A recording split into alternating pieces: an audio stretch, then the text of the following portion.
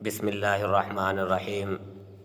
میرے محترم معزز سامعین کرام و ناظرین حضرات، آج آپ حضرات کے سامنے اشراق کی نماز کے بارے میں جو فضیلت ہے حدیث کے اندر وہ بیان کروں گا۔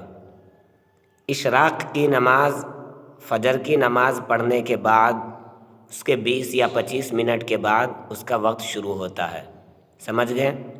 تو اس کے بارے میں حدیث ہے، حضرت معاذ ابن انس جوہنی رضی اللہ تعالیٰ عنہ سے روایت ہے کہ رسول اللہ صلی اللہ علیہ وسلم نے ارشاد فرمایا، جو آدمی فجر کی نماز سے فارغ ہو کر اسی جگہ بیٹھا رہتا ہے اور خیر کے علاوہ کوئی بات نہیں کرتا، پھر 2 رکعت اشراق کی نماز پڑھتا ہے تو اس کے گناہ معاف ہو جاتے ہیں، چاہے وہ سمندر کے جھاگ سے زیادہ ہی کیوں نہ ہو۔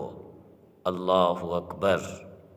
سمجھ رہے؟ فجر کی نماز پڑھے اور فجر کی نماز پڑھنے کے بعد اگر کسی سے کوئی بات کرنی ہے تو بھلائی کی بات کرے، دوسری بات نہ کرے۔ اس کے بعد کیا کرے؟ 2 رکعت اشراق کی نیت سے نماز پڑھے تو کہہ رہے کہ اتنے گناہ معاف ہو جائیں گے کہ اگر اس کے سمندر کے جھاگ سے بھی زیادہ ہو۔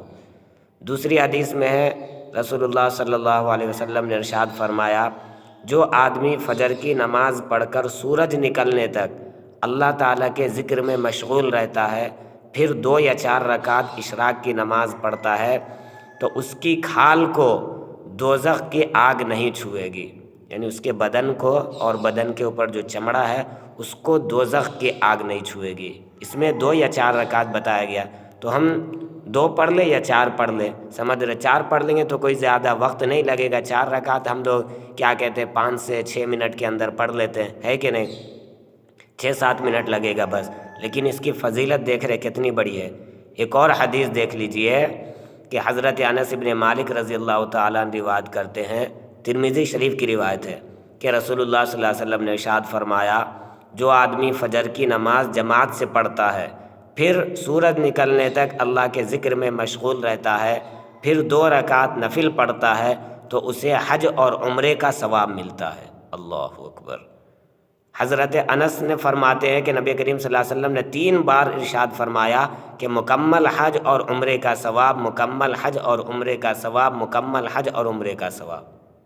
3 مرتبہ اس لیے بتایا، اس کی تاکید کو بتانے کے لیے، سمجھ رہے؟ اور اس کے ثواب کے مکمل ہونے کو، کہ اس کا ثواب جو ہے نا اللہ تعالیٰ ضرور دے گا، مکمل حج اور مکمل عمرے کا ثواب۔